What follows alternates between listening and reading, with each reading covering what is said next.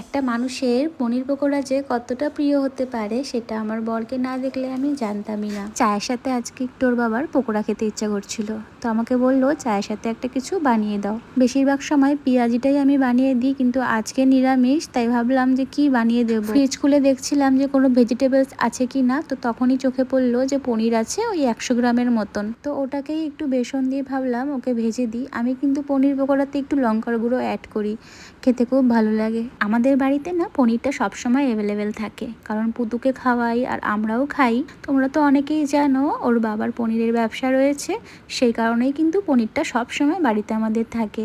সপ্তাহে ওই ধরো 2 থেকে 3 দিন কিন্তু আমাদের পনির পকোড়াটা হবেই হবে। যেদিন যেদিন আমাদের বাড়িতে ভেজ রান্না হয় সেদিন ওর বাবার পনির পকোড়াটা লাগবে।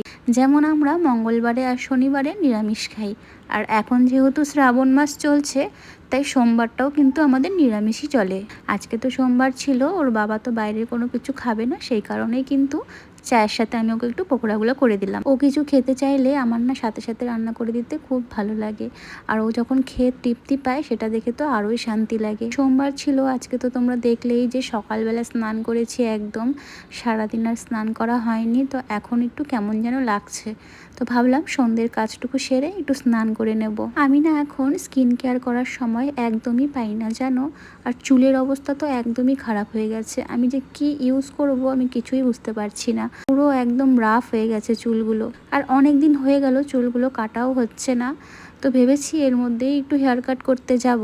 আমি এখন ভেবেছি স্কিন কেয়ারটা করা শুরু করব। কিছু প্রোডাক্টস আমি অর্ডার করেছি, জানি না কবে আসবে। তবে আমি যে প্রোডাক্টগুলো আগে ইউজ করতাম ওগুলোই অর্ডার করেছি, আসলে পরে আমি তোমাদের সাথে অবশ্যই শেয়ার করব। আচ্ছা, তোমরা আমাকে একটা ভালো হেয়ার অয়েল সাজেস্ট করতে পারবে? ইদানিং কিন্তু আমার ভীষণ হেয়ার ফল হচ্ছে।